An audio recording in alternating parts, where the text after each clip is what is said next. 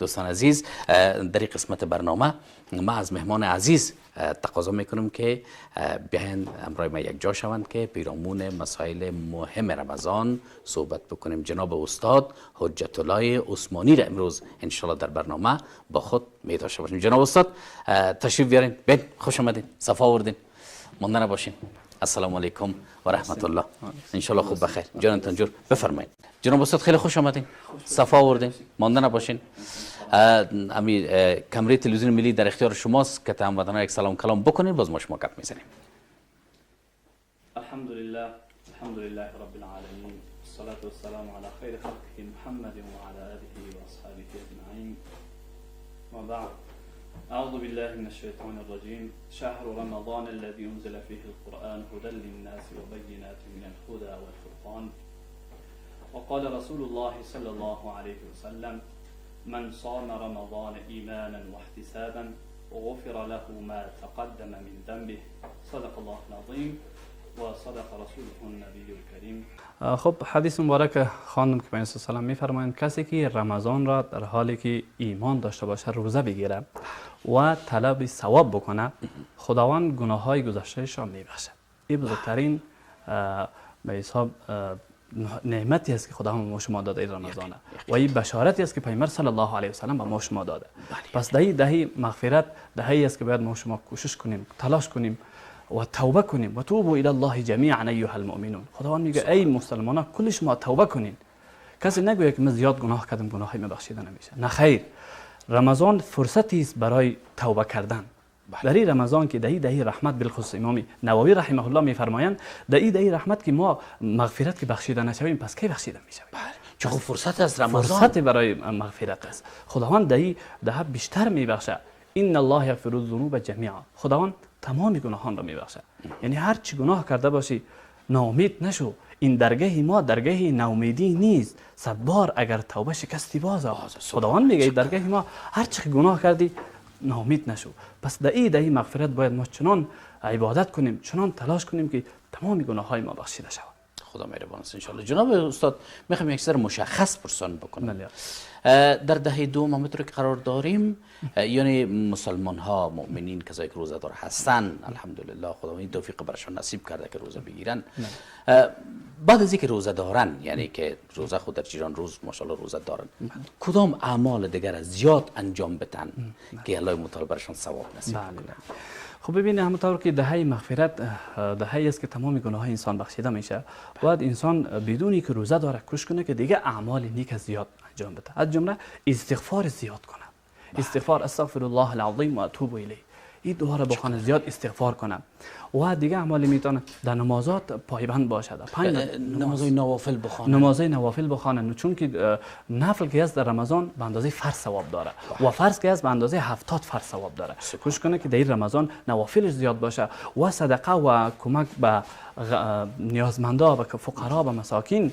چون که کسی صدقه میده، صدقه از مال کم نمیکنه. پیامبر صلی الله علیه و میفرمان ما نقصت صدقه من مال.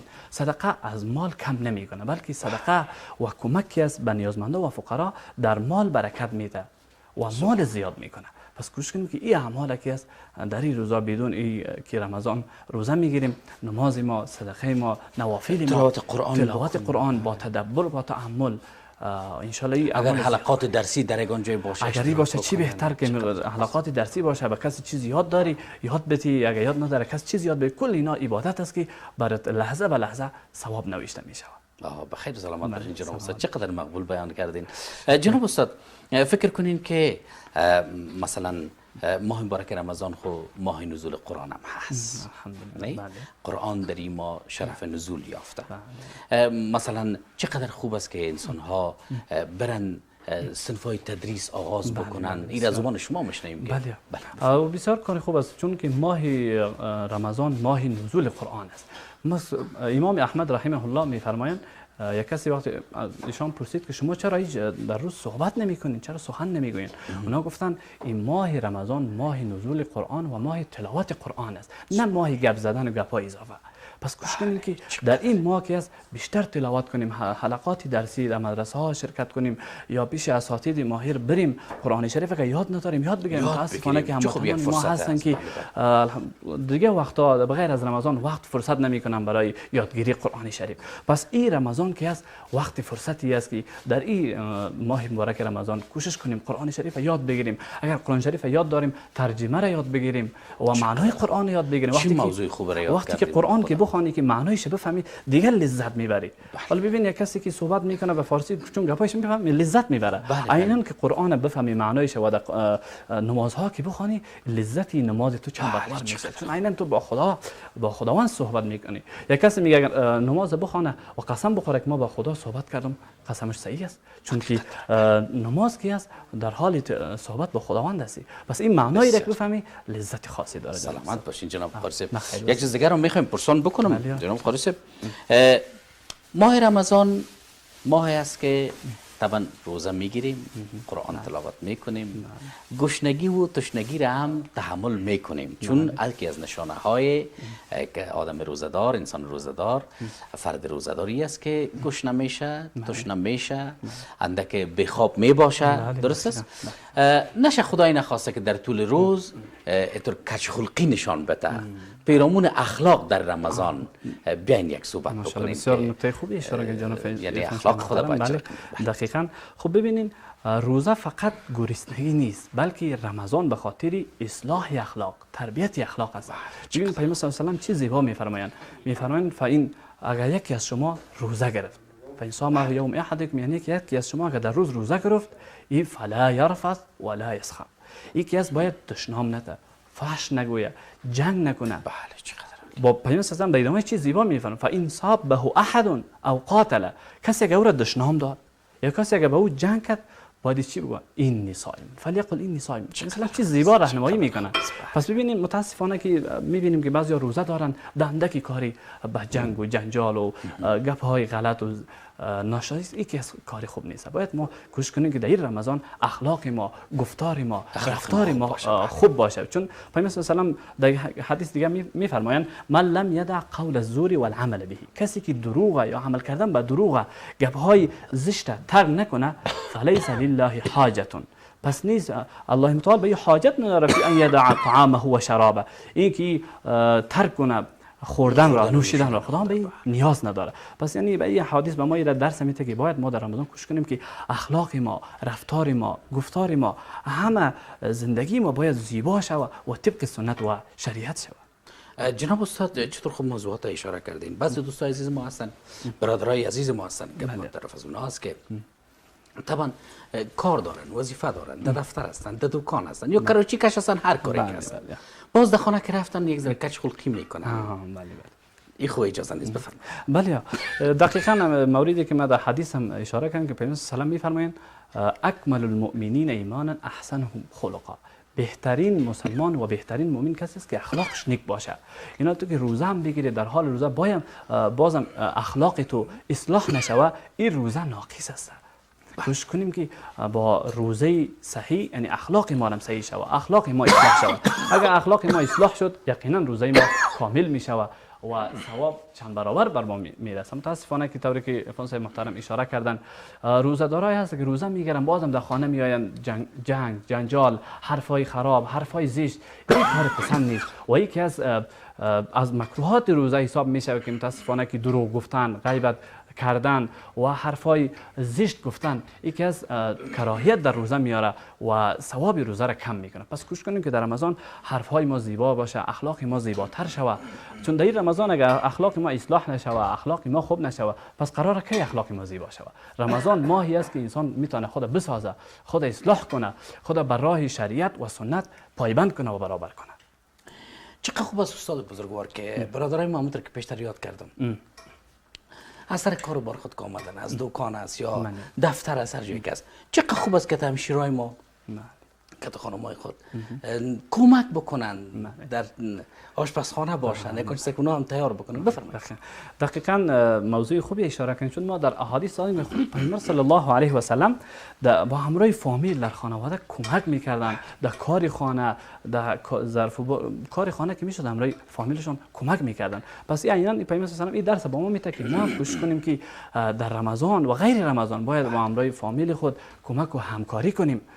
چون که اگر کمک همکاری نکنی و اخلاق خوب نداشته باشی، اخلاق زیبا نباشه، طبعا خودم ناراحت میسازی، خانم خودم ناراحت میسازی، فامیل ناراحت میسازی، اولاد ناراحت. نخیر، باید اخلاق ما با فامیل، با اولاد، با جامعه، با همگی باید رفتار ما اخلاق ما خوب نشه که یک بار خدای نخواسته الله متعال فقط اینمی تحمل گشنگی و تشنگی رو بر ما بده و دیگه ثواب هیچ چیز بر ما متوجه نشه. بسیار تشکر جناب استاد بزرگوار، ان شاء الله که با شما برمیگردیم. جناب استاد، ماه مبارک رمضان یکی از صفت‌هایش ماه کمک و همکاری و مواسات است. چقدر خوب است که در امی ما اگر کسایی که مثلا اونا زکاتشان وقتش پوره شده، چون زکات از خود یک وقت معین داره، نه یک سال پوره میشه، زکات خود بپردازن. در پولی از او که زکات است، یگان صدقات و خیرات، چون ماه دستگیری است. یقینتان باشه جناب استاد که انشالله با شما تشریحات کردین که در طول ماه مبارک رمضان اگر یک افغانی کمک شوه، الله متعال را انشالله که به 100 حساب میکنه. بفرمایید پیرامون کمک و همکاری. تشکر. بسیار موضوع خوب اشاره کردین جناب عرفان صاحب محترم. بله، ماه رمضان ماهی است که باید کمک و همکاری با فقرا و مساکین انشالله انجام بدیم، چون از جمله که صدقات داریم یا که زکات است، اینها را باید در وقتش بالخصوص در رمضان پرداخت کنیم. چون که اگر به حدیث میگه که کسی اگر زکات مالش پرداخت نکنه، این در روز قیامت اشتهار میشه در گردنش و این را اذیت و آزار میکنه و میگه و من مالی تو بودم که تو در دنیا مرا نگه داشتی و حقش ادا نکردی. پس صدقه فطر یا که زکات، اینا که از کمک و صدقاتی هست که با فقرا و مساکین انشالله کوشش کنیم در این ماه رمضان. کسانی هستند که در این وقت چیزی برای خوردن ندارن، چیزی برای افطاری ندارن، چی بهتر است که ما دست اینا را بگیریم، همراه اینا کمک کنیم. چه خوب وقتش است. بله، وقتش هم وقت رمضان، ما وقتی هست که وقت عبادت، اینا کلش در عبادت حساب میشه. هر تلاوت میکنی، تو کمک میکنی، با کس همکاری میکنی، اینا همه برش فضیلت و ثواب داده میشه. جناب استاد چطور یک موضوع خوب را یاد کردین، از صدقه فطر یاد کردین. ما شما یک عبادت مالی هم داریم که در ماه مبارک رمضان اجرا میشه که عبارت از صدقه فطر است. صدقه فطر به کدام مردم داده شود؟ کدام مردم ما از دادن صدقه معاف هستند؟ آیا از آغاز رمضان که امروز ما شما در روز 13 هستیم، آیا میشه که از این لحظه بدیم یا است که وقتش معین است؟ چه رقم؟ بله، صدقه فطر که است، ما شما باید به فقرا، به کسانی که نیاز دارند، به مساکین در جامعه ما شما شاید زیاد مسکینا و فقرا پیدا میشه، به اینا باید کمک و همکاری کنیم. صدقه فطر بر کسی واجب است که توان مالی و ثروت داره، توان داره که پرداخت کنه، باید به اونا. و روزی مخصوص خب روزی عید است که در این روز باید قبل از نماز عید اگر پرداخت شود، چون پیامبر ما صلی الله علیه و سلم فرمودند که این وقت پیش از نماز عید، پیش از نماز عید که است. و بهترین صدقه فطر همی است که همین نقد به فقیر کمک شود. چون اگر ما شما یک چیز دیگه هم کمک این خوب است، اما هم که نقد که پیسه به اونا کمک کنیم، اونا میتونه توسط دیگه نیازایشان، شاید خیلی نیازای اونا داره که ما شما خبر نداریم، توسط این پولی که ما شما کمک میکنیم اونا میتونن که بخرن و خرید کنن. جناب استاد، همونطور که پیامبر ما صلی الله علیه و سلم مبارک بیان کردن که شما صدقه فطرتان پیش از ادای نماز عید البته بتین، فرموده گوهربارشان به سر دیده ما، به قلب خود میپذیریم. اگر فرض مثال در طول ماه رمضان، در طول ماه مبارک رمضان صدقه فطر ادا بکنیم، انشالله که ادا از دیگه، چون بعض مردم میشه که از اون پول یگان لباس بر خودشان، بر اولادکایشان، بر زنا درست بکنن. بفرمایید. چرا نه؟ صدقه فطر بله در طول رمضان که ما شما پرداخت کنیم، همون ثواب، عیناً همون ثواب ما شما میرسونه. چون قبل از اینکه عید میاد، شاید کسایی که ثروت دارن، سرمایه دارن، اونا هر چی میخرن، لباس به خود، به اولاد خود، به فامیل خود. اما کسایی که چیزی ندارن بخرن و اونا که ما شما صدقه فطر بدیم و از زکات خود کمک کنیم، اونا میتونن که با اونا هم عید خود خوشی داشته باشن، مثل ما شما خوش میباشیم، اونا هم خوش باشه. این چی بهتر است و چی کمک خوبی است. جناب استاد، از چی چیزا باید آدم صدقه فطر ادا بکنه؟ بله، صدقه فطر که است خب از از گندم است، از جو است، از خرما است و بهترین همین چیز که کسی که هر چی ثروت دارن بالاتر انتخاب کنه. مثلا خرما که از قیمت تر است، کشمش قیمت تر است، باید به اندازه ما حساب کنیم و اما اندازه که پول میشه اما پولش پرداخت کنیم و کسی که باز نداره و کمتر داره خیر از همین گندم به اندازه گندم یا به اندازه جو حساب کرده ان شاء الله. یعنی هدف شما این است که امو ثروتمندا کسایی که متمول هستن اونا دیگه از گندم حساب نکنن. دیگه اونا خب حالی کسی که ندارم، کسی که کم داره، کسی که زیاد داره یک برابری خب باز شایسته نیست. کسایی که ثروتشون زیادتر است کوشش کنن که صدقه فطرشان همون چیزی که اعلاتر و بالاتر است از اونا پرداخت کنن که تا همو مسکین و بیچاره و فقیر است با هم یک همکاری خوب شود و بتونه که مشکلات خود و نیاز خود رفع کنه. جناب قاری صاحب، همونطور که در حدیث مبارک آمده که حتی خواب روزدار به عبادت حساب میشه. نفس کشیدن کسی که روزدار است به عبادت حساب میشه. یعنی چطور روز خود تقسیم بکنیم، کارم داشته باشیم، روزگار هم داشته باشیم، وظیفه هم داشته باشیم، به عبادت الهی هم برسیم. بله، خب تو هم نمیشه که ما در ببین حضرت علی رضی الله عنه چه یک زیبا اشاره میکنن. میگن عبادت این نیست که تو 24 ساعت در مسجد بشینی و نماز بخوانی، این عبادت است. نه خیر، این عبادت نیست. عبادت این هم عبادت است. تو که کار میکنی، نفقه به دست میاری، به کس کمک میکنی، نماز میخوانی، اینا کلش در عبادت بر ثواب رسید میشه و بر ثواب میشه. و چه بهتر است که ما در ماه مبارک رمضان تقسیم اوقات جور کنیم، وقتمان تقسیم بندی کنیم. مثلا همون اندازه‌ای که در کار هستیم بغیر از 1 ساعت وقت بدیم تلاوت قرآن، 1 ساعت نوافل بخوانیم، 1 ساعت با همکاری با فقرا بکنیم، 1 ساعت در تراویح سازیم، نماز تهجد، یعنی کلا همکاری بکنیم. خدمت خانم‌ها بله، در خانه که از چی بهتر که ما گفتم قبلا که مثلا در خانه همکاری میکردن با همسران خود، ما هم چی بهتر که همون تو در خانه با فامیل همکاری کنیم و در رمضان که از تقسیم اوقات داشته باشیم. این بهتر است و میتونیم که رمضان خوب داشته باشیم. جناب استاد، چطور موضوع خوب رو یاد کردین؟ از سحری که یاد کردین یک سوال بیادم شد. فرق بین روزه ما و اهل کتاب خوردن سحری است. بعض دوستای عزیز ما چون میگن روز یک ذره کوتاه است، از خواب بیدار تا نمیشن، آیا برای ثواب خود میرسن؟ ببینین پیامبر صلی الله علیه و آله چه زیبا میفرمایند: تسحروا فإن فی السحور برکت. شما سحری کنین چون در سحری کردن برکت است. کسانی که سحری نمیکنن خب با چه تفاوت با اهل کتاب شد؟ این سحری کردن پیامبر صلی الله علیه و آله خودشون به ما شما دستور دادن که شما سحری کنید، در سحری بیدار شوین. بله، هدف همین است که یعنی بیدار شوین، هم سحری کنیم. او وقتی است که وقت عبادت است، وقت دعا است. بعد از اینکه چند لقمه میخوری، بعد از او چند رکعت نماز تهجد بخوانیم، دعا کنیم. دعا مخ العباده، اجیب دعوت الداع. خداوند که خودش در شهر رمضان الذی ادامه آیات میفهمن اجیب دعوت الداع اذا دعان. زمانی که کسی از من چیز بخواهد دعا کنه، حتما دعایش قبول میکنم. پس چی بهتر است که ما قبل از افطاری در وقت سحری دعای ما زیاد باشه، با خود، با خانواده، با فامیل، با کشور خود دعا کنیم. چی بهتر است؟ چی خوب؟ جناب استاد، یک چیز دیگر هم در مورد سحری پرسان بکنم که در سحری فقط انسان به خاطر خوردن بیدار شود یا خب قطعا که ما خب گفتم چون وقت بسیار اساس وقت نماز تهجد است. ما خب گفتم که پیامبر صلی گفتم برکت است. برکت نیست که تنها تو بخوری، نه خیر. برکت است که تو چند لقمه هم میخوری، در روزم راحت میباشی، قرآن بردار تلاوت کو، 4 رکعت 8 رکعت نماز تهجد بخوان. این چی بهتر و بهترین کار است. یا بعضی از هموطنان عزیز ما، خواهر برادر ما، خصوصا برادرای ما در این مورد توجه زیاد دارن که نماز زیاد نوش جان میکنن و در طول روز هم که خودشان به تکلیف میباشن.